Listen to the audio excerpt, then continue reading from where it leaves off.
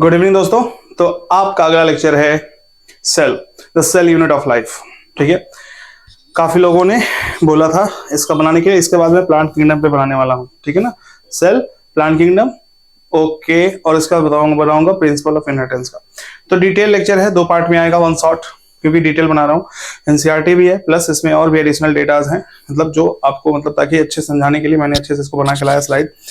और 2 पार्ट भी होगा, 1 घंटे का, और दूसरा भी 1-1.5 घंटे का होगा। तो ये पार्ट 1 है, और इसमें आपको पूरा प्रोकैरियोट और यूकैरियोट का थोड़ा सा 1-2 पार्ट, मतलब जो एंडो मेम्ब्रेन सिस्टम है वहां तक का यहाँ पे पूरा लेक्चर कंप्लीट होगा इसमें। तो बिल्कुल भी जल्दीबाजी में नहीं करना है, पेन लेकर के कॉपी लेके बैठ जाइए पूरा आपको, और नोट्स मैं ये टेलीग्राम पे डाल दूंगा। ठीक है बाबू, तो पढ़ते रहिए।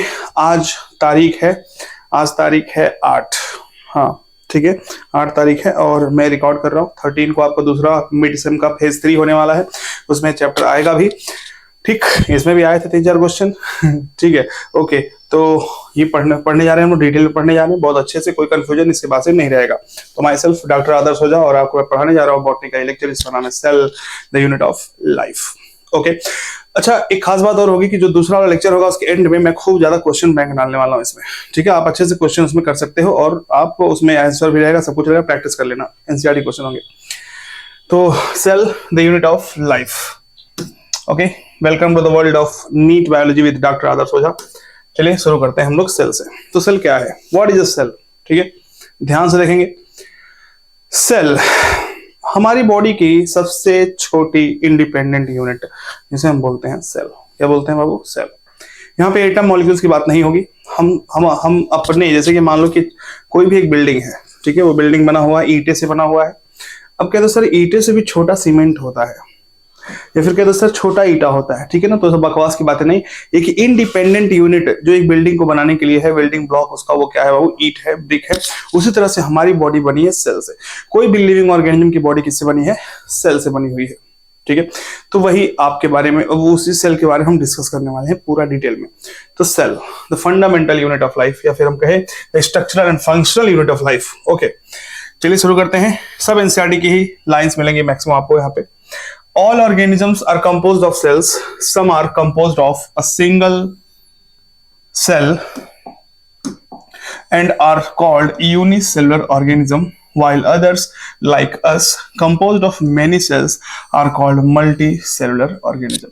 तो सेल क्या है, उससे पहले एनसीईआरटी ये कहती है कि जो ऑर्गेनिजम्स हैं वो सिंगल सेल से भी बने होते हैं, और कई सारे ऐसे ऑर्गेनिज्म हैं जो मल्टी सेल से बने हैं, जैसे हम लोग हैं। बस सिंपल सी बात कह रहा है। ओके, अब देखिए, what is a cell? Cell है क्या? ये सेल क्या है? तो unicellular organisms are capable of. ठीक है, यहां पे देखिए, यहां पे सेल क्या है ये मैं समझाता हूं आपको। Cell, what is a cell? तो सेल है क्या? मैंने बताया कि जैसे कि मान लो कोई भी हम छोटे शुरू करते हैं, हम जब किंगडम पढ़ते हैं उसका क्लासिफिकेशन, तो फाइलम जो सबसे प्रिमिटिव फाइलम आता है वो होता है पोरीफेरा। ठीक है, पोरीफेरा जो होता है उसमें हम ये देखते हैं कि उसकी बॉडी सेलुलर होती है। कहते हैं ना सेलुलर उसका ऑर्गेनाइजेशन है, यानी कि सिंगल सेल से बने हुए हैं। किससे बने हुए हैं? सिंगल सेल से।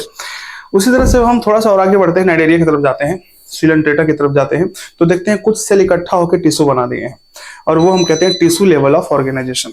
गॉट इट ना? अब देखो सेल क्या है, वो सेल सबसे छोटी यूनिट है जो कि एक इंडिपेंडेंट एग्जिस्टेंस कर सकती है। उससे छोटी यूनिट अगर होगी कुछ, कहते आधा सेल, तो वो इंडिपेंडेंटली नहीं रह सकती, वो लिव नहीं कर सकती, लाइव नहीं कर सकती, वो मर जाएगी, डेड हो जाएगी। ठीक है, लिविंग नहीं कहलाएगी। तो वही सेल है।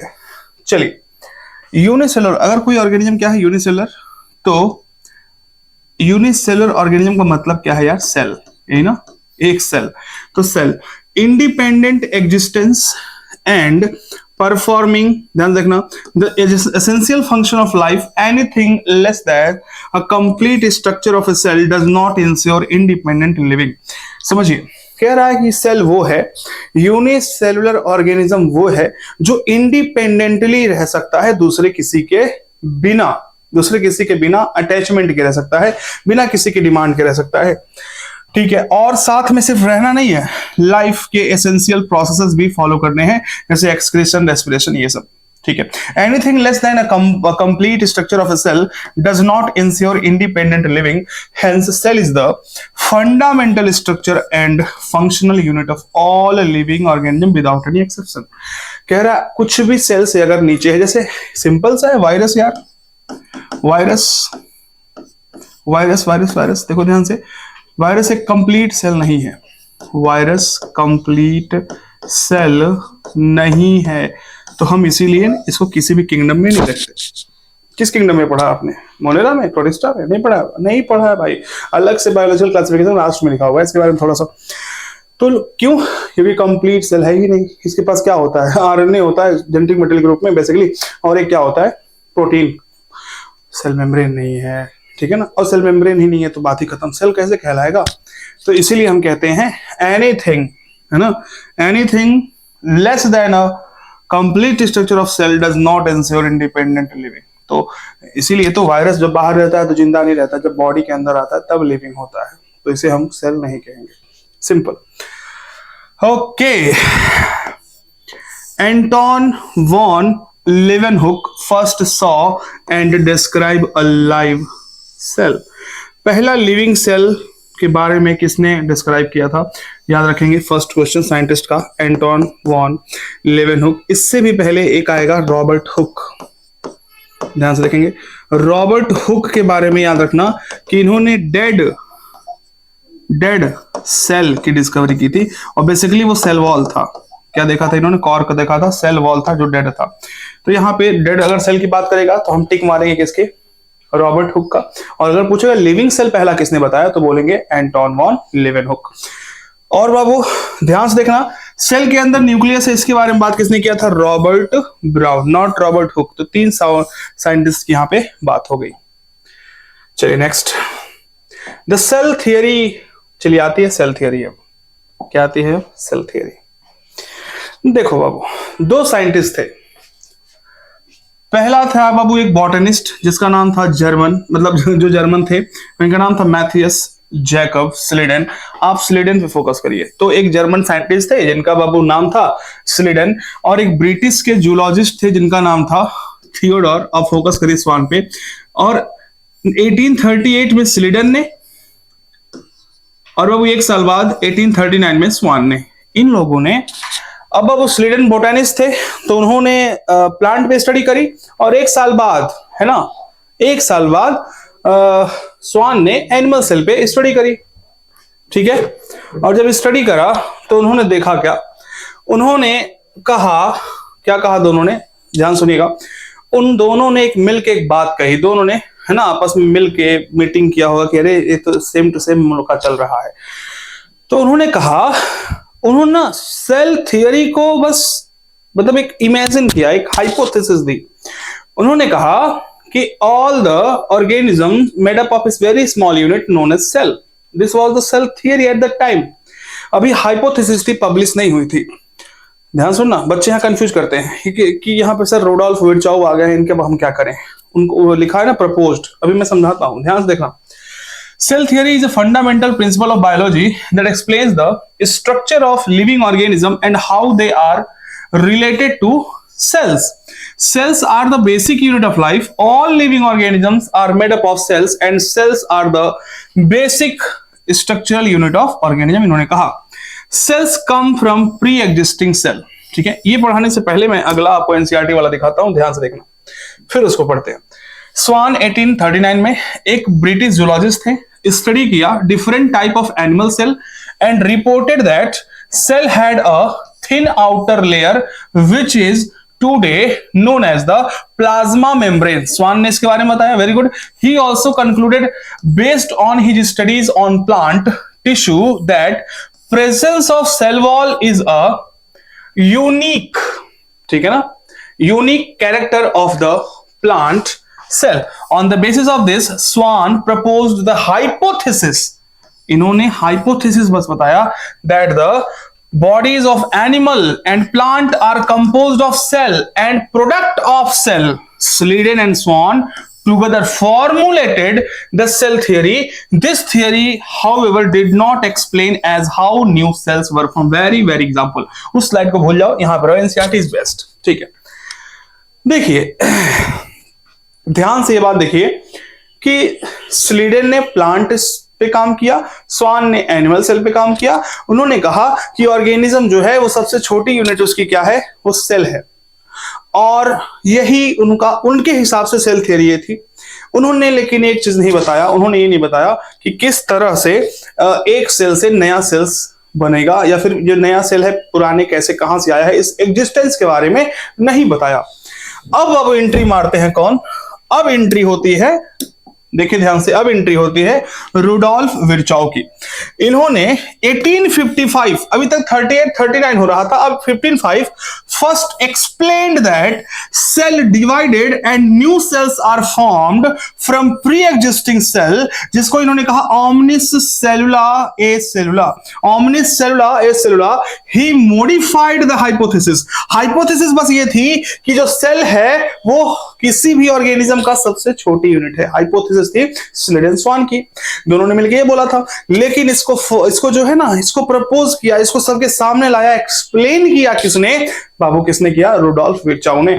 ध्यान से देखना, उन्होंने एक चीज ऐड कर दिया, ओमनिस सेलुला ए सेलुला, कि एक जो सेल है, ध्यान से देखना, ये सेल है, ये डिवाइड होता है और डिवाइड होकर के दो नए नए सेल्स, मतलब कि नए नए सेल बनाता है। तो जो न्यू सेल है इस कमिंग फ्रॉम ओल्ड सेल, इसी को हम बोल रहे हैं बाबू क्या, ओमनिस सेलुला ए सेलुला।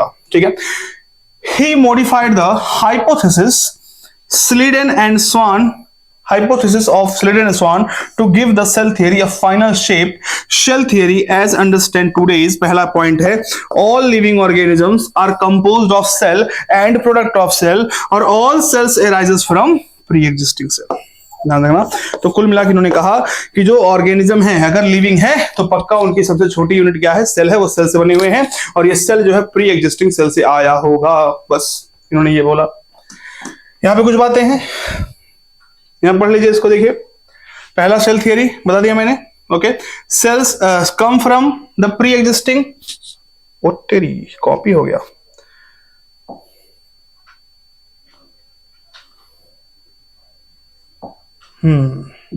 चलिए। Cells come from pre existing cells, all cells come from pre existing cell through cellular division. ठीक है, life function occur with in cells, जो लाइफ के फंक्शंस हैं वो सेल के अंदर भी होते हैं। All the life functions of an organism occur with in cell. Cells are similar in chemical composition, all cells are similar in their chemical composition. Organism activity are result of individual cells action, the activity of the organisms are result of combined action of, मतलब वही उसको थोड़ा सा detail में बता दिया गया है इसमें। चलिए अब आते हैं एनसीईआरटी के टुकड़े पे। ये एनसीईआरटी का टुकड़ा क्या कह रहा है, ध्यान से देखें। लिखा है, लिखा क्या है, सभी लोग इसको 2 के स्पीड में या 1.5 के स्पीड में जैसा मन करेगा देख लेंगे। You have earlier observed cells in an onion peel and or human cheek cell under the microscope। अगर आप अनियन का को पतला सा लेयर से उसका निकालेंगे, या फिर हम लोग अपने ह्यूमन चीक निकालेंगे पतला सा membrane transparent, let us recollect their structure. The onion cell which is a typical plant cell has a distinct cell wall as its outer boundary, and just within it is the cell membrane।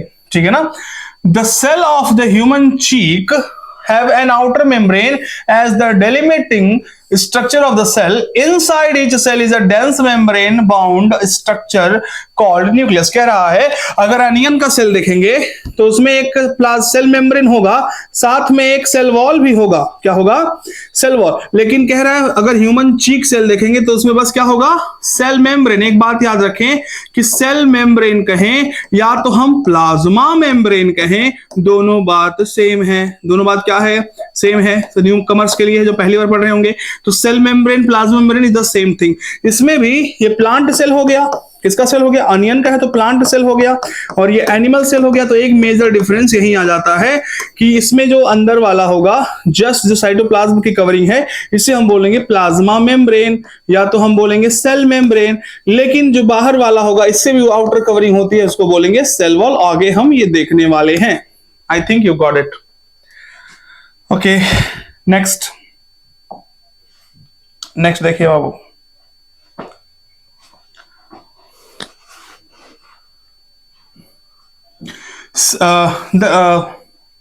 Yes, कह रहा है inside each cell is a dense membrane bound structure called nucleus. This nucleus contain the chromosomes which in turn contain the genetic material DNA. तो कह रहा है cell के अंदर एक और पार्ट होता है, न्यूक्लियस होता है.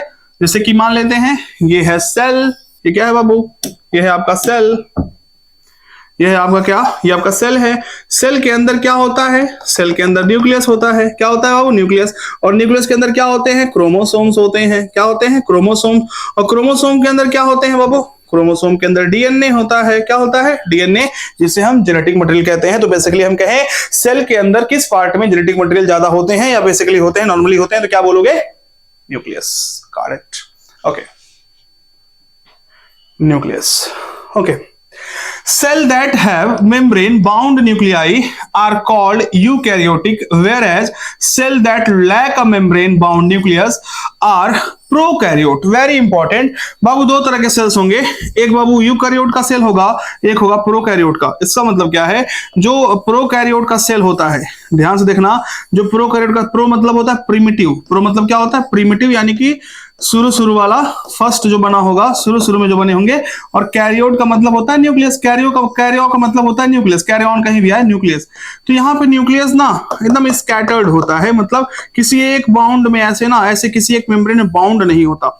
लेकिन यूकैरियोट में एकदम वेल डिफाइंड न्यूक्लियस होता है, डबल मेम्ब्रेन से एकदम पूरा बंधा होता है. ये अंतर होता है. Okay, in both prokaryote and eukaryotic cell, a semi-fluid matrix called cytoplasm occupy the volume of the cell.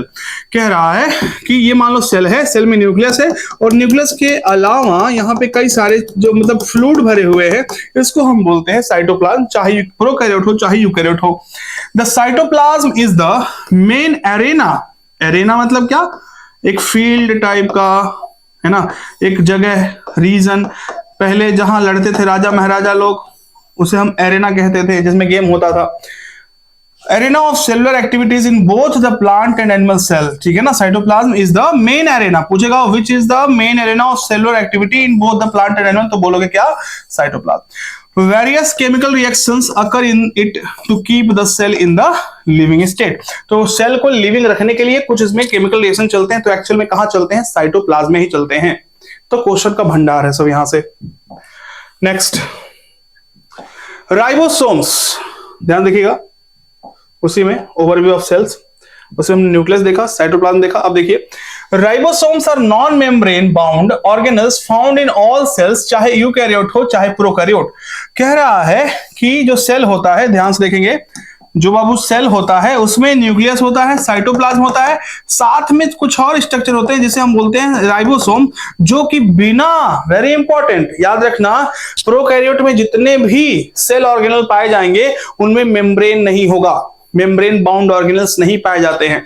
तो राइबोसोम कहते हैं वो प्रोकैरियोट में भी पाया जा रहा है, यूकैरियोट में पाया जा रहा है. और खास बात यह है कि ये मेम्ब्रेन बाउंड नहीं है, इसका जो स्ट्रक्चर है उसमें कोई मेम्ब्रेन, सेल मेम्ब्रेन नहीं होता है. याद रखेंगे इसको. Within the cell, ribosomes are found not only in the cytoplasm, सिर्फ साइटोप्लाज्म में नहीं पाया जाता, but also within the two organelles. Babu chloroplast में भी पाया जाता है और माइटोकॉन्ड्रिया में भी पाया जाता है. और याद रखना, रफ एंडोप्लाज्मिक रेटिकुलम में भी पाया जाता है. तो तीन. तो पूछता है क्वेश्चन कि कौन कौन से में, ये कौन कौन से इसमें स्ट्रक्चर है जिसमें राइबोसोम पाया जाता है. तो याद रखेंगे, rough endoplasmic reticulum, mitochondria, chloroplast और बाबू क्या मान ले, साइटोप्लाज्म. अब देखो, एनिमल सेल अगर पूछा, भी क्वेश्चन आया था, मुझे दिखा नहीं था, थोड़ा सा दिक्कत हो गया था उसमें. साइटोप्लाज्म में है, ठीक है ना. दूसरा किसमें होगा, माइटोकॉन्ड्रिया में होगा. तीसरा किसमें होगा, तीसरा होगा आपका रफ एंडोप्लाज्मिक रेटिकुलम. इन तीनों में राइबोसोम पाए जाएंगे. ये तीनों बाबू कॉमन है, चाहे एनिमल हो, चाहे क्या हो, एनिमल हो चाहे प्लांट. लेकिन अगर प्लांट रहेगा, क्या रहेगा, प्लांट, तो एक और ऑर्गेनल है जिसको बोलते हैं क्लोरोप्लास्ट. ठीक है ना. क्लोरोप्लास्ट, प्लांट हो मतलब इसमें एल्गी भी आ सकता है, जिनमें भी ग्रीन पिगमेंट हो उसमें क्लोरोप्लास्ट. मान लो क्लोरोप्लास्ट, प्लांट में क्लोरोप्लास्ट भी होगा जिसमें राइबोसोम होगा. तो अगर प्लांट पूछे तो चार स्ट्रक्चर ऐसे हैं जिसमें राइबोसोम पाए जाएंगे, cytoplasm, chloroplast, rough endoplasmic reticulum और एक कौन सा, माइटोकॉन्ड्रिया. समझ रहे हो? एनिमल पूछे तो बस 3, mitochondria, rough endoplasmic reticulum, cytoplasm, एकदम क्वेश्चन ध्यान देना ये सब। चलिए next, animal cells contain another non-membrane mound organelle called centrosome।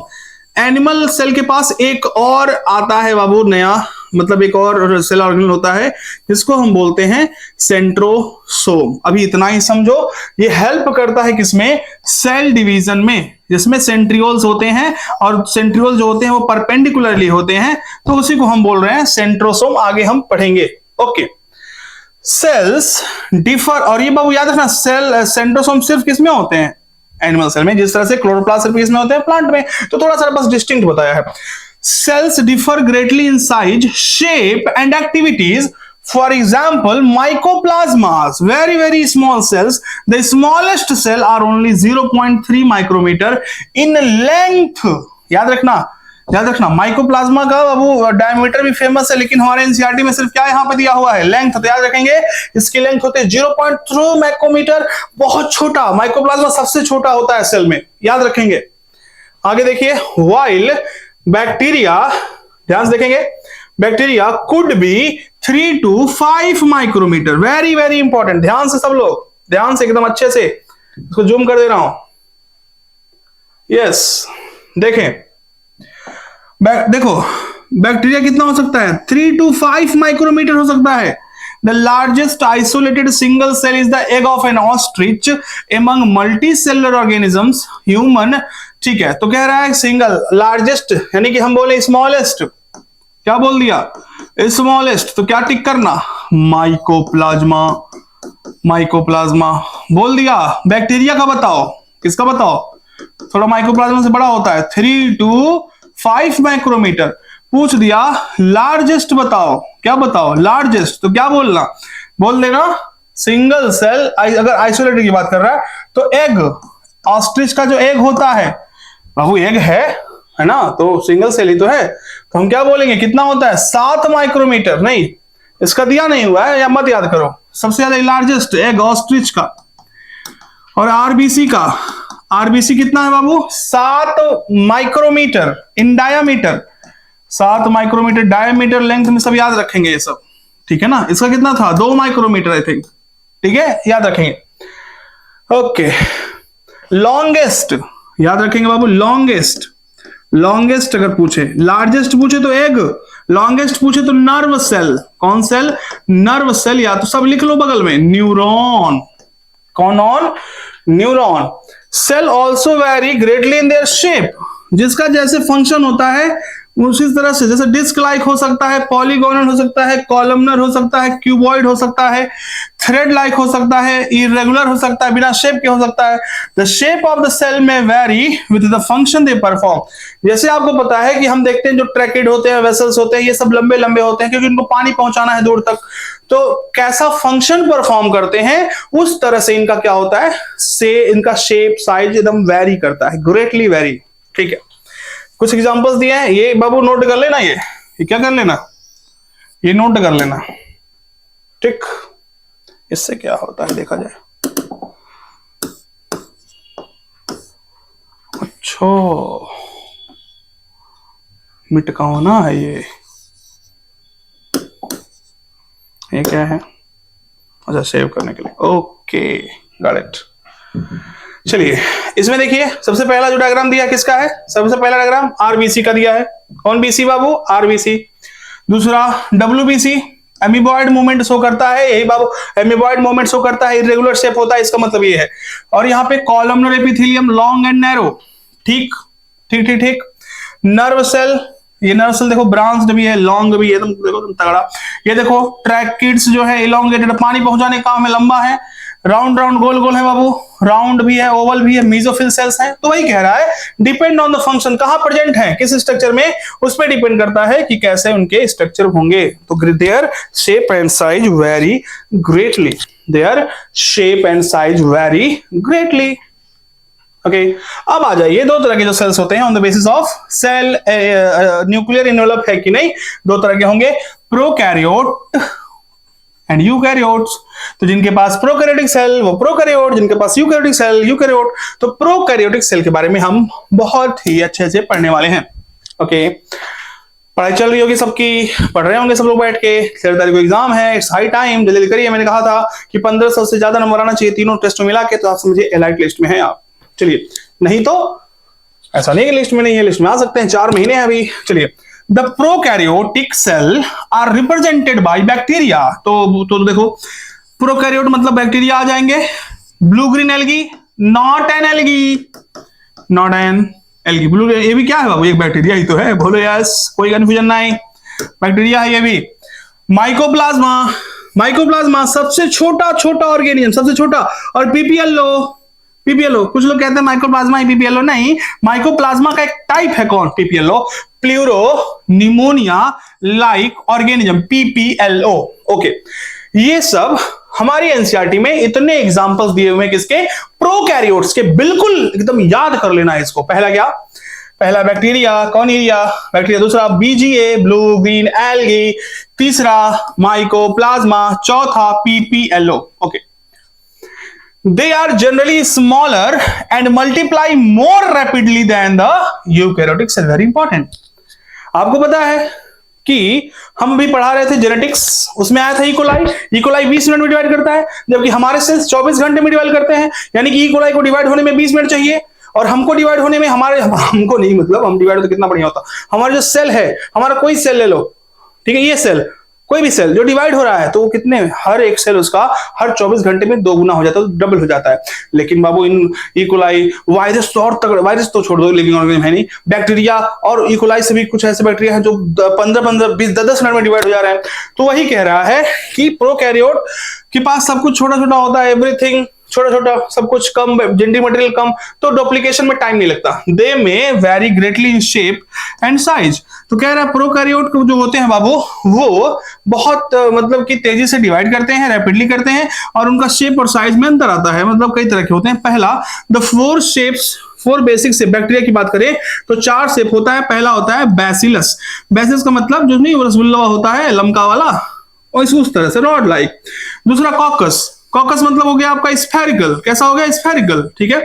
तीसरा विब्रियो, विब्रियो का मतलब होता है बाबू कॉमा शेप। कैसा शेप? Comma shape.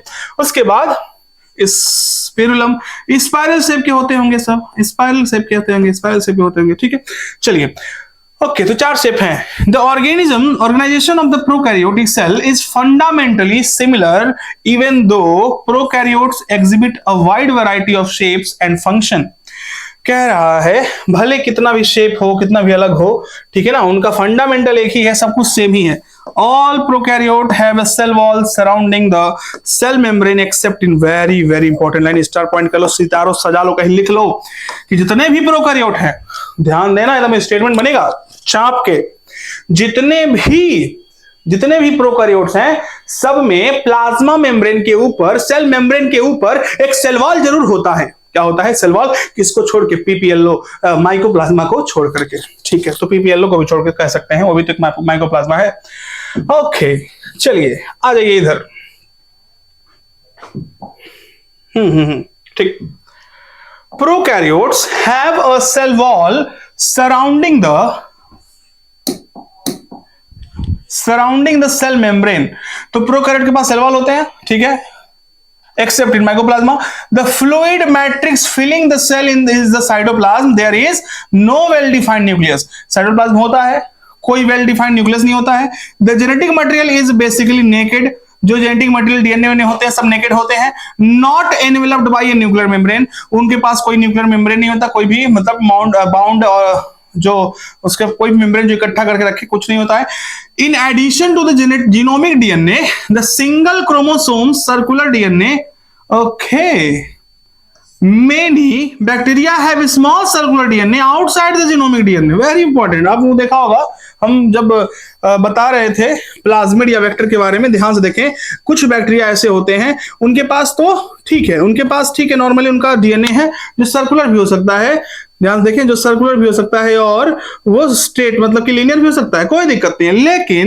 लेकिन प्रॉब्लम ये है बाबू, प्रॉब्लम नहीं मतलब अच्छी बात है, इनके पास इसके अलावा इसके अलावा कुछ और भी पाए जाते हैं डीएनए जो कि एकदम सर्कुलर होते हैं। क्या होते हैं बाबू? सर्कुलर होते हैं। सर्कुलर डीएनए पाए जाते हैं जिन्हें हम बोलते हैं एक्स्ट्रा क्रोमोसोमल। क्या बोलते हैं? Extra chromosomal. Very important. जब मैंने बाबू मॉलिक्यूलर शुरू किया था पढ़ाना तो पहले ही पेज पे डायग्राम बनवाया था। एक्स्ट्रा क्रोमोसोमल या तो कौन मल बाबू? सोमल। या तो इसको हम बोलते हैं बाबू क्या? प्लाज्मिड। इसको हम प्लाज्मिड भी कह देते हैं। क्या कह देते हैं?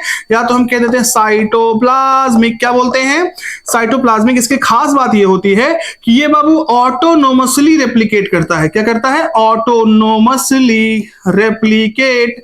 इसका मतलब क्या है? इसको रेप्लिकेशन के लिए किसी क्रोमोसोम की इच्छा या फिर उसकी आज्ञा नहीं लेनी पड़ती है। ये सेल के कंट्रोल अपने आप कर लेता है ये, क्योंकि बाबू इसके पास होता है ओरिसाइट। क्या होता है? ओरिसाइट। बताया था ओरिसाइट एक ऐसी साइट होती है जहां पे, जिसे हम बोलते हैं ओरिजिन ऑफ रेप्लिकेशन, मींस जहां से रेप्लिकेशन स्टार्ट होती है उसके लिए एक सीक्वेंस चाहिए, उसे बोलते हैं ओरिसाइट। कौन रिसाइट? ओरिसाइट। चलिए आगे देखें। अब देखिए तो वही कह रहा है कि जीनोमिक डीएनए, मतलब इनका जो डीएनए जेनेटिक मटेरियल की तरह काम कर रहा है, उसके अलावा एक्स्ट्रा डीएनए इनके पास होता है। जीनोमिक डीएनए का मतलब क्या होता है बाबू? Act as genetic material. Very important. ऐसा डीएनए जो इनके जेनेटिक मटेरियल, जो इनके जेनेटिक इंफॉर्मेशन को रखता है, उसको बोलते हैं एक्ट एज जेनेटिक मटेरियल, उसको बोलते हैं जीनोमिक। ठीक है। These smaller DNA are called plasmid. The plasmid DNA confers certain unique phenotypic characters to such bacteria. One such character is resistance to antibiotic. ठीक है। तो बैक्टीरिया तो कह रहा है कि जो मतलब कि ध्यान सुनिएगा, कह रहा है कि ये जो बाबू जो अलग तरीके का थोड़ा डीएनए है जिसको प्लाज्मिड कह रहे हैं, उनके पास कुछ यूनिक फिनोटिपिक कैरेक्टर्स होते हैं, जैसे रेजिस्टेंट होना, एंटीबायोटिक रेजिस्टेंट। ठीक है। जैसे हमने देखा था ना, हमारे पास था एक बाबू एक प्लाज्मिड जाता जिसका नाम था PBr322। तो ये बैक्टीरिया के अंदर था और इसके अंदर बाबू क्या थे? एम्पिसिलिन वाला पार्ट था और एक था टेट्रासाइक्लिन रेजिस्टेंट जीन था। तो वही कह रहा है कि इनके पास कुछ यूनिक कैरेक्टरिस्टिक होते हैं। In higher classes, we learn that the plasmid DNA is used to monitor bacterial transformation with the foreign DNA. तो वही कह रहा है कि आप आगे चल के देखोगे कि आपको अगर मान लो, ध्यान से देखो, मान लो ये डीएनए है, ये किसी की बॉडी में डालनी है, तो उसके लिए पहले आपको प्लाज्मिड डीएनए लाना पड़ेगा। क्या लाना पड़ेगा? प्लाज्मिड डीएनए निकालना पड़ेगा। प्लाज्मिड डीएनए मतलब क्या होता है? वेक्टर। और जब वेक्टर निकल के आएगा तो ये प्लाज्मिड डीएनए जो होगा, इसमें से हम कट लगाएंगे थोड़ा सा, और जब कट लगाएंगे, कट लगा दिया और इसको हम लाके जोड़ देंगे, तो जोड़ दिए, इसको बोलते हैं रिकॉम्बिनेंट डीएनए। तो वही कह रहा है, आगे चल के काम में आएगा, देखेंगे हम 12th में। Nuclear membrane is found in eukaryote. लेकिन यूकैरियोट में न्यूक्लियर मेम्ब्रेन पाए जाते हैं। No organelles like the ones in eukaryotes are found in prokaryote. कह रहा है यूकैरियोट जैसे, यूकैरियोट के जैसे बाबू जो ऑर्गेनल्स हैं, सेल ऑर्गेनल्स, वो प्रोकैरियोट में नहीं पाए जाते, एक्सेप्ट राइबोसोम। राइबोसोम को छोड़ के सब अलग होते हैं। बाबू क्या अलग होता है? यूकैरियोट में जो भी ऑर्गेनल्स पाए जाते हैं वो सब बाउंड होते हैं। क्या होते हैं? Membrane bound. उनके पास सेल मेम्ब्रेन होता है, लेकिन इन लोग के पास सेल मेम्ब्रेन नहीं होता है। याद रखना। Prokaryotes have something unique in the form of inclusions. Very important. A specialized differentiated form of cell membrane called mesosome is the characteristic of prokaryote. They are essentially including of, चलिए समझते हैं क्या है ये inclusion, क्या है mesosome, क्या है। देखिए जैसे कि मान लीजिए, ध्यान रखना, ये है सेल वॉल, किसका? किसी का भी, एक प्रोकैरियोट है, उसके अंदर ये क्या होता है? ये सेल मेम्ब्रेन होता है। देखो ये बाहर वाला है सेल वॉल, ये क्या है? सेल मेम्ब्रेन, या तो कहें प्लाज्मा मेम्ब्रेन। अंतर क्या है दोनों में, देख लेते हैं, ध्यान देखना। ये है बाबू आपका, चलिए ये सेल मेम्ब्रेन है ना, तो ये थोड़ा सा क्या बनाता है? इंक्लूजन बनाएगा। इंक्लूजन मतलब छोटे छोटे स्पेरिकल सेल ऐसे बनाएगा। ठीक है ना। हो सकता है इलॉन्गेटेड सेल बना दे। ठीक है ना। हो सकता है कि फिर वेसिकल्स बना दे। ठीक है ना, ऐसे पॉकेट बना दे। तो इनके ना जो सेल मेम्ब्रेन है वो फोल्ड हो जाते हैं। इनका अलग अलग फंक्शन होता है।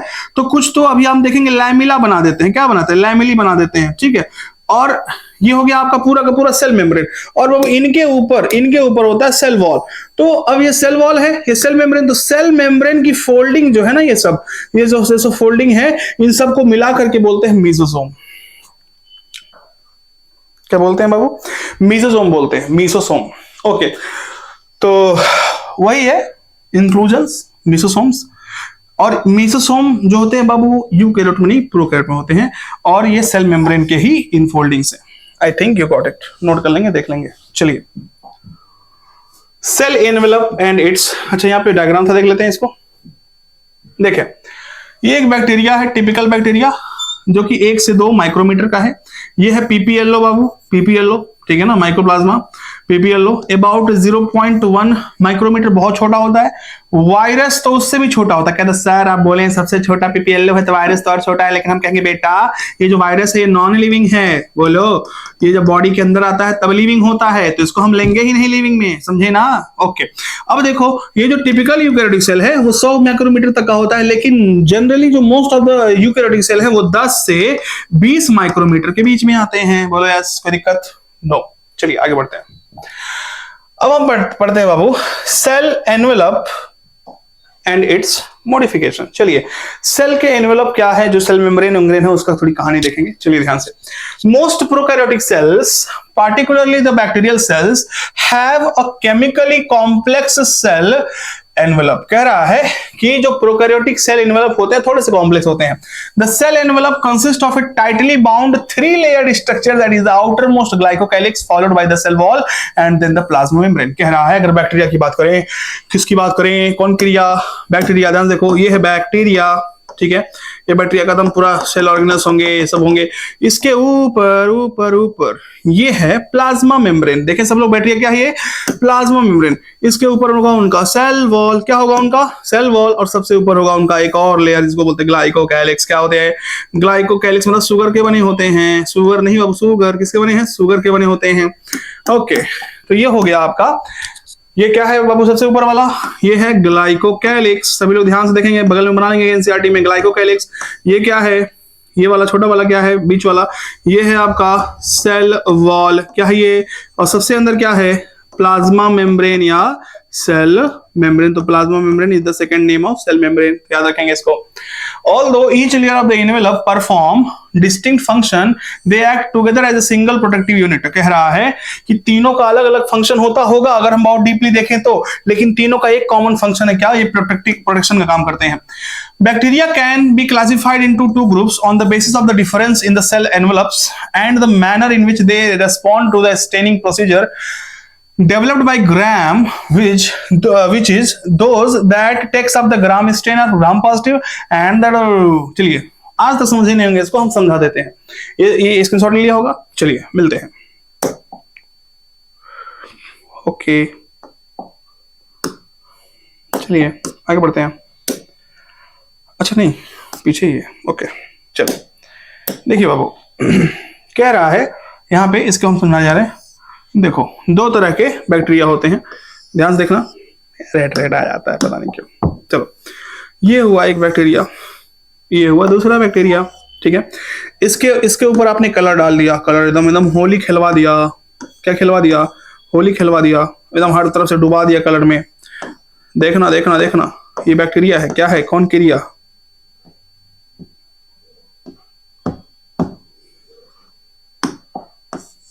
यस ये है बैक्टीरिया, बैक्टीरिया, ठीक है। ओके, ये है दूसरा बैक्टीरिया, इसके ऊपर भी रंग दिया, इसको पिंक पिंक रंग दे दिए।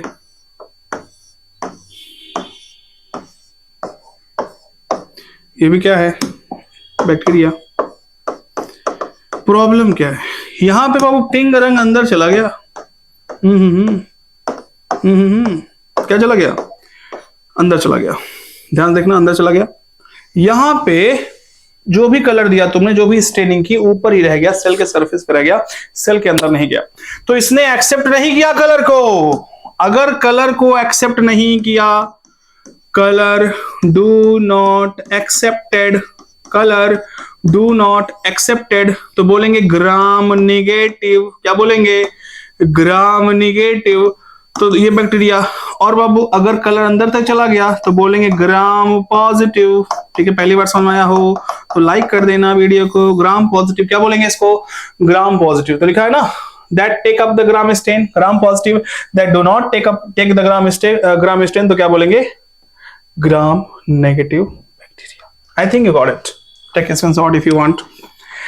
Okay, आगे देखें। Glycocalyx differs in composition and thickness among different bacteria। बाप रे, देखिए ध्यान से, ये बैक्टीरिया है छोटू सा, ये बैक्टीरिया छोटू सा है, ठीक है। इसके पास क्या होगा, इसके बाद एक सेल वॉल होगा, ये तो सेल मेम्ब्रेन था। इसके ऊपर बाबू अगर अगर अगर ध्यान से देखना, अगर बाबू हम कहें कि जो इसके ऊपर ग्लाइकोकैलिक्स है एकदम लूज है, एकदम ढील ढील पाड़े है, एकदम ऐसे इस तरह से है, तो हम बोलेंगे स्लाइम। देखो ये लिखा होगा ऐसे कुछ, स्लाइम लेयर, क्या बोलते हैं, स्लाइम लेयर। और अगर अगर अगर ध्यान से देखना, अगर यही बाबू बैक्टीरिया जो होता, अगर ये बाबू दूसरा बैक्टीरिया है, ठीक है, ये प्लाज्मा मेम्ब्रेन हो गया, ये इसका सेल वॉल हो गया, ठीक ठीक ठीक, और ये इसका बाबू एकदम टाइट, एकदम थिक, एकदम टाइट, एकदम कोई ढीलपन नहीं, ठीक है ना, ठीक है ना। देखो ध्यान से, ध्यान देखना, एकदम टाइट, एकदम थिक वॉल है, तो इसको हम बोलते हैं क्या, इसको हम क्या बोलते हैं, ध्यान देखो, थिक वॉल है ये, और ये ढील ढील एकदम है, तो ग्लाइकोकाइलिक्स की बात कर रहे हैं। अगर ग्लाइकोकाइलिक्स एकदम बाबू क्या है, लूज शीट है, तो हम बोलेंगे स्लाइम लेयर, और अगर बोलेंगे टफ है और थिक है तो बोलेंगे कैप्सूल। क्या बोलेंगे, तो ये कैप्सूल वाला है एग्जांपल, और ये क्या है, स्लाइम लेयर। एकदम अच्छे से क्लियर होना चाहिए, इसीलिए ना कुछ लोग बोले थे एकदम डिटेल में बनाना, तो इसलिए हम सोचे थे कि 2 पार्ट में बनाएंगे, 1 घंटे का ये, 1 घंटे का दूसरा, ठीक है ना। ओके, तो ये कैप्सूल हो गया। Next, the cell wall determines the shape of the cell and provide a strong structural support to prevent the bacterium from bursting or collapsing। ठीक है बाबू, बैक्टीरिया बहुत भोले होते हैं बेचारे, ठीक है, भोले क्यों होते हैं, कहानी सुनाते हैं। जब वायरस आता है तो वायरस की सारी जेनेटिक मटेरियल को ये ले लेते हैं, कहते हैं जाइए आप, और बाबू उसके जेनेटिक मटेरियल को अपना समझ लेते हैं, देखिए ना, जबकि किसका है वो, वायरस का है, बैक्टीरियोफेज का है। उसने बाबू क्या किया, अपना डीएनए दे दिया, ये डीएनए को खूब ज्यादा पाल पोस के बड़ा कर रहे हैं कि तुम बाबू और ज्यादा हो जाओ, 5 हो जाओ, 10 हो जाओ, 15 हो जाओ, 20 हो जाओ, है तो मेरे बच्चे ही ना, और लेकिन जानते नहीं है वो बड़ा होकर बना क्या, वायरस। बड़ा होकर क्या बना, वायरस। भले ही बाबू किसके पेट में पल रहा है, बैक्टीरिया के, बन गया वायरस, और फोड़ फाड़ के निकल जाएगा। क्या, फोड़ फाड़ के निकल जाएगा, ठीक है। तो वायरस था, उसको तो कोई रोक नहीं सकता, कोई रोक नहीं सकता। लेकिन अगर छोटे मोटे अगर गुंडे आते हैं, छोटे मोटे कुछ वायरस आते हैं, छोटे मोटे पैथोजन आते हैं किसी बैक्टीरिया के अंदर, ठीक है ना, जैसे वायरॉइड्स वगैरह हुए, तो उस केस में सेल वॉल प्रोवाइड करता है भयंकर प्रोटेक्शन, एकदम सपोर्ट देता है, स्ट्रक्चरल सपोर्ट, और कोलैप्स करने से, बस्ट करने से बचाता है। याद रखना, याद रखना।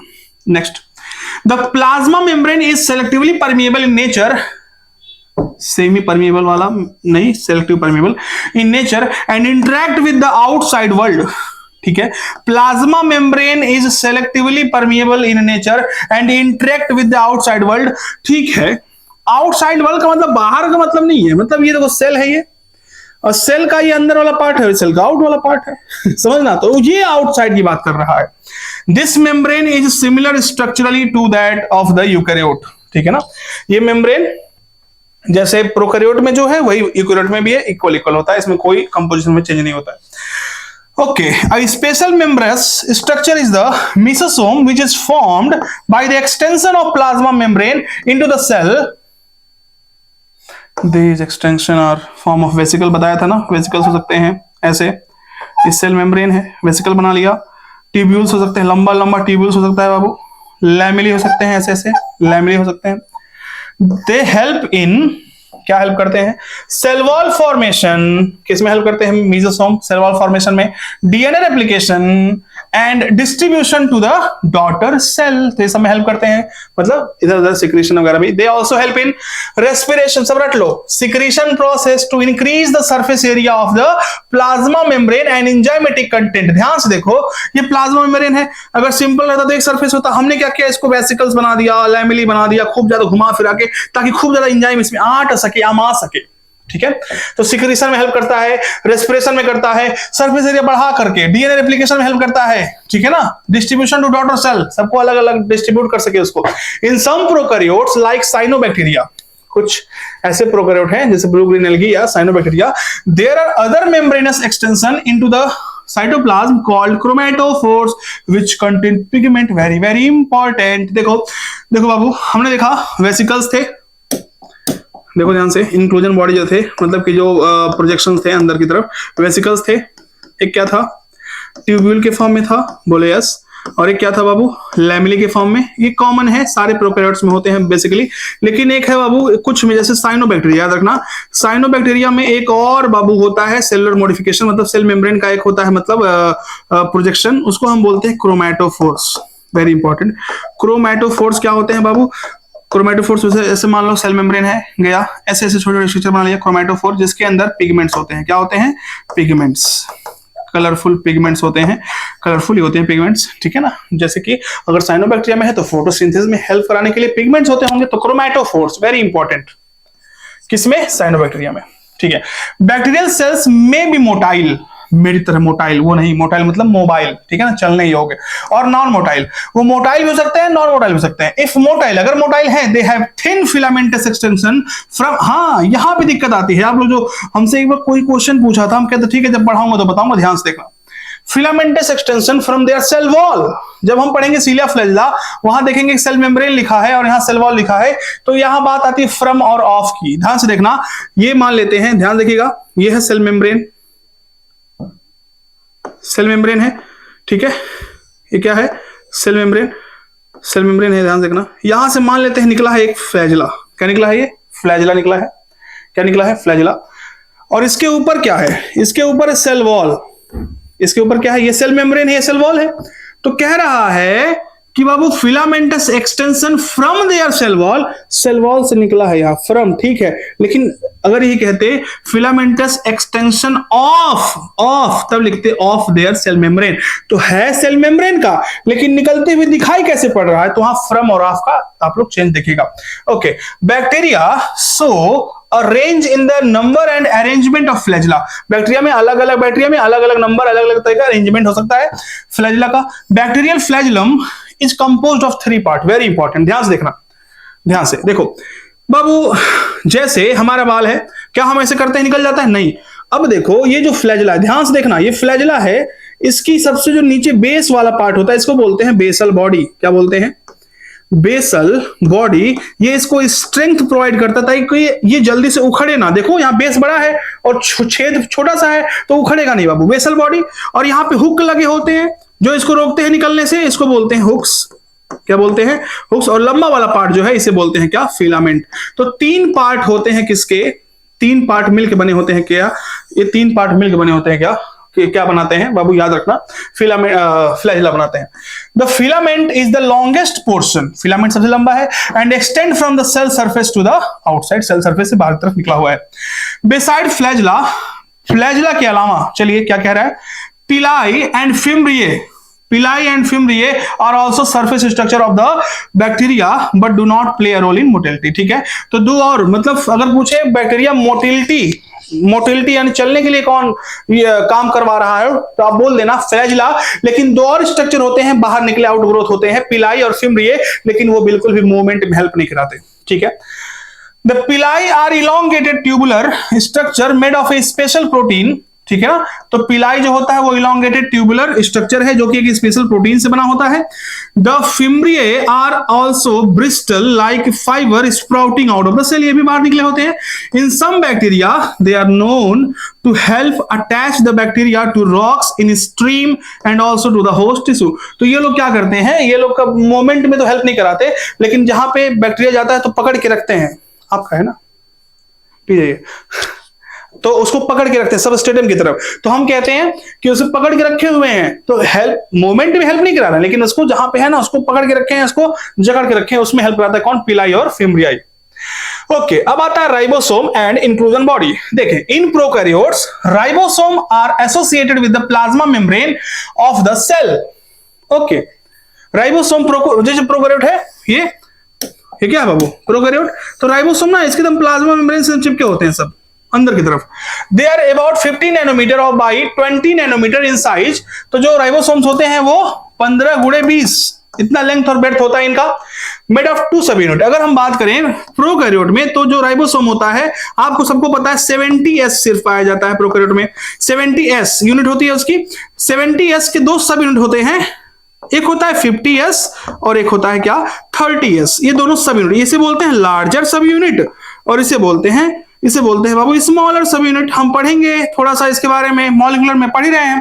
तो जो लार्जर सब यूनिट होता है, याद देखो यहाँ पे ये है, और इसका एक होता है छोटा सा स्मॉलर सब यूनिट। तो ये बाबू हम कहेंगे ये कौन सा है, 50S वाला, ये है 30S वाला। और दोनों इनएक्टिव फॉर्म में अलग अलग रहते हैं, लेकिन जब एक्टिव होते हैं प्रोटीन बनाने के लिए, तब बाबू इनके बीच में होता है Mg2+, यही दोनों को जोड़ देता है। तो ये हो गया बाबू आपका। तो याद रखना कि प्रोकैरियोट में 50s और 30s वाले होते हैं, present together called 70s prokaryotic ribosome. Ribosomes are the site of protein synthesis. तो राइबोसोम का मेन काम क्या है बाबू? प्रोटीन का निर्माण करवाना। Several ribosomes may attach to a single mRNA and form a chain called polyribosome और polysomes। The ribosome of polysome translate their, चलो ठीक है, इसको समझाते हैं, इसको हम बताते हैं ट्रांसलेशन में, यही बताते हैं, ध्यान देखना बाबू। देखो ये जैसे मान लेते हैं AUGGGGUUU, ये है mRNA, क्या है ये? 11th वाले अभी समझेंगे नहीं इसको अच्छे से, बस आप लोग स्किप करिएगा इसको। अब देखिए यहां पे जब tRNA आता है, कौन आता है बाबू? tRNA। ध्यान देखना, यहां पे जब tRNA आएगा,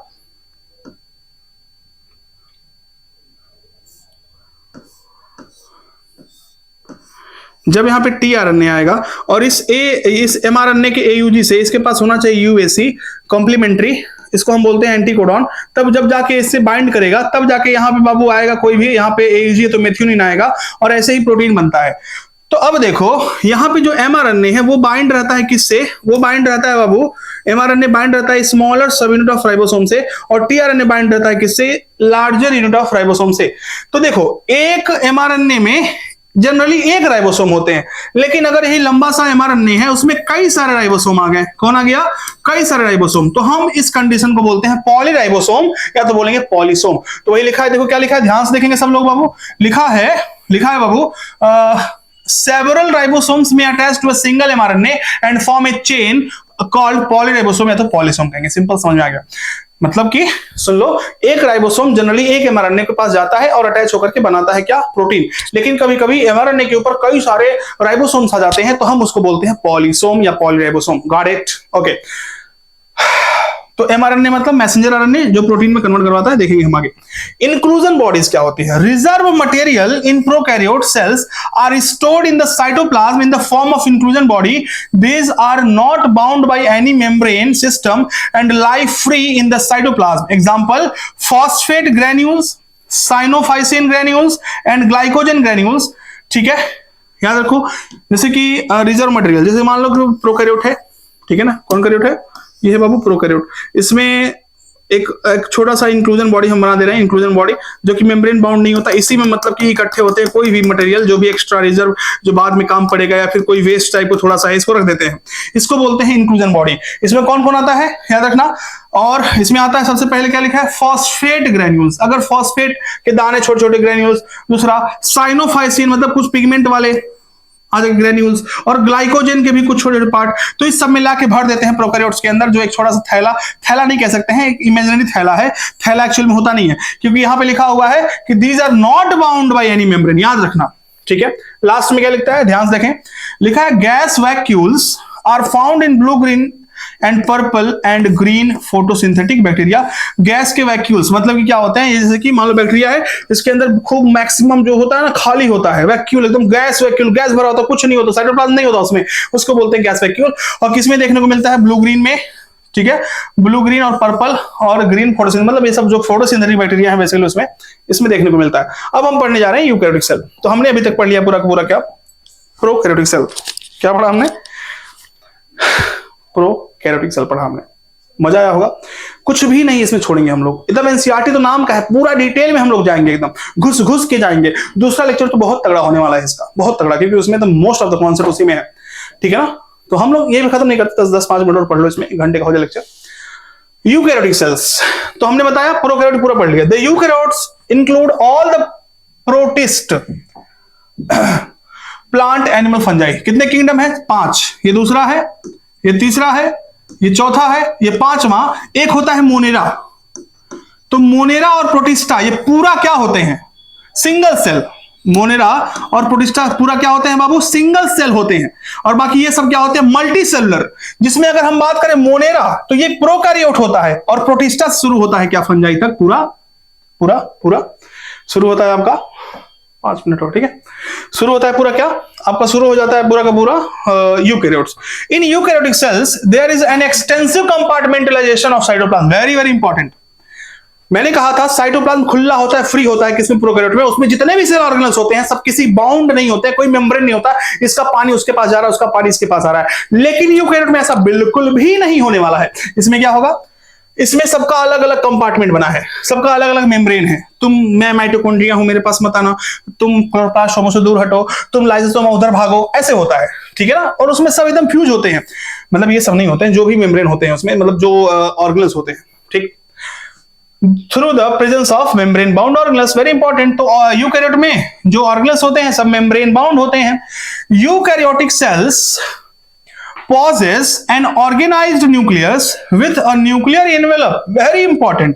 इसमें जो न्यूक्लियस होता है उसके पास न्यूक्लियर एनवेलप होता है, भले ही छोटा छोटा गैप होता है, हम उसको न्यूक्लियर पोर कहते हैं, लेकिन एनवेलप सारा जेनेटिक मटेरियल इकट्ठे होता है, ठीक है ना, याद रखेंगे। In addition, eukaryotic cells have a variety of complex locomotory and cytoskeletal structure. Their genetic material is organized into chromosomes. Very important, देखेंगे।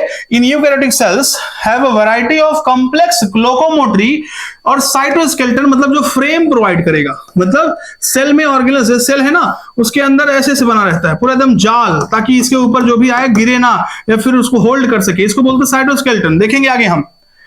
Their genetic material is organized into chromosome। हमने देखा था कि इनका जेनेटिक मटेरियल क्रोमोसोम के form में रहता है पूरा, लेकिन ये इस क्रोमोसोम कहां नहीं पाया जाता? प्रोकैरियोट में नहीं पाया जाता, वहां पे मतलब ये पूरा उसके क्रोमोसोम के फॉर्म में। Okay, all eukaryotic cells are not identical. सारे यूकैरियोटिक सेल आइडेंटिकल हो जरूरी नहीं। Plant and animal cells are different. Plant और एनिमल का अलग अलग सेल होता है। एज देयर फॉर्मर पॉजेस, जो प्लांट होता है उसके पास सेल वॉल होता है, प्लास्टिड होती है, and large central vacuole which is absent, very important। तो बाबू प्लांट का ऐसा क्या है जो एनिमल के पास नहीं है? तो ध्यान रखेंगे, प्लांट के पास है सेल वॉल। प्लांट कहेगा मेरे पास सेल वॉल है, मेरे पास प्लास्टिड है, मेरे पास वैक्यूल है। तुम्हारे पास क्या है? वो कहेगा हमारे पास सेंट्रोसोम है। क्या कहेगा? सेंट्रोसोम है। समझ जाना, एनिमल के पास, समझना इस बात को, आगे देखेंगे। तो प्लांट के पास तीन चीजें ऐसी हैं जो उसके पास नहीं है, सेल वॉल, प्लास्टिड और वैक्यूल। प्लास्टिड में ही आता क्लोरोप्लास्ट। इवन सोचा सर क्लोरोप्लास्ट भूल गए आप, चलिए आगे देखेंगे। Plastid and large central vacuole which are absent in animal cells. On the other hand, animal cells have centrioles which are absent in almost all plant cells। क्या sir आप तो सेंट्रोसोम का है? अरे बाबू सेंट्रियोल ही मिल करके बनाता है सेंट्रोसोम। क्या बनाता है? सेंट्रोसोम। तो ये बहुत अच्छा इंपॉर्टेंट पैरा होने वाला है, सितारों से सजा देंगे। चलिए यहां पे cell membrane, cell wall, endomembrane system. अच्छा ठीक है, तो हम आज खत्म करते हैं कहां तक? बस 2 मिनट और ये बता देते हैं, फिर खत्म करते हैं लेक्चर। चलिए ध्यान से देखें, ध्यान देखना, इसमें लास्ट स्लाइड होगी यही। ये है प्लांट सेल। कैसे पता? ठीक है, मैं टीचर हूं, पता है। अरे सेल वॉल है ये देखो सेल वॉल है, ये सेल मेम्ब्रेन है, ऊपर सेल वॉल लगा हुआ है, तो पक्का क्या हो गया? माइटोकॉन्ड्रिया है, इसमें राइबोसोम्स हैं, क्लोरोप्लास्ट है, साइटोप्लाज्म है, पेरोक्सिसोम है, ये क्या होता है पढ़ेंगे हम, माइक्रोट्यूब्यूल्स हैं, प्लाज्मोडेस्माटा कनेक्शन, यानी कि यहाँ पे देखो बाबू, प्लाज्मोडेस्माटा, दो सेल के बीच में आने जाने के लिए जगह होती है। Smooth endoplasmic reticulum, endoplasmic reticulum दो तरह का होता है, स्मूथ, और अगर राइबोसोम टच है उस पे तो देखो यहाँ पे राइबोसोम है तो बोल दिया रफ। लाइसोसोम्स है इसमें, न्यूक्लियस तो दिख रहा होगा, न्यूक्लियोलस भी, न्यूक्लियस के अंदर एक स्पेरिकल रीजन होता है, उसको हम बोलते हैं न्यूक्लियोलस। गोल्गी अपैरेटस, न्यूक्लियर, सब पढ़ने वाले हैं इकट्ठे। Plasma membrane, vacuole, middle lamella, cementation का काम करता है, देखेंगे हम। राइबोसोम्स, ठीक है, तो ये सब आपका क्या हो गया? ये आपका हो गया प्लांट सेल। देख लो एनिमल सेल, ध्यान से, एनिमल सेल में देखो सेल वॉल नहीं है, ठीक है। माइक्रोविलाई दिख रहा है बाबू, माइक्रोविलाई काम फिंगर लाइक क्या होता है? फिंगर लाइक प्रोजेक्शन होते हैं, सरफेस के बढ़ाते हैं। प्लाज्मा मेम्ब्रेन दिख रहा है। सेंट्रियोल बाबू जो कि प्लांट में नहीं होता। पेरोक्सिसोम यहां भी है, लाइसोसोम भी है, राइबोसोम भी है, माइटोकॉन्ड्रिया भी है। माइटोकॉन्ड्रियन मतलब सिंगल की बात कर रहा है। आर है, रफ एंडोप्लाज्मिक, साइटोप्लाज्म तो रहेगा ही, न्यूक्लियस भी है, न्यूक्लियोलस भी है, ध्यान से देखो, न्यूक्लियोलस, न्यूक्लियर एनवेलप, ठीक है, स्मूथ एंडोप्लाज्मिक रेटिकुलम, दिख रहा है सबको। तो ये लेक्चर जो था बाबू आपका, ये फर्स्ट लेक्चर था, और इसमें हमने क्या क्या बताया? हमने ये बताया कि प्रोकैरियोट क्या होते हैं, बेसिकली इसकी बात की। यूकैरियोट हम पढ़ना शुरू कर दिए हैं और हम पढ़ेंगे यूकैरियोट। अगला लेक्चर जो हमारा होगा यूकैरियोट का होगा, और मिलते हैं एकदम जोश के साथ, एनर्जी के साथ। Thank you.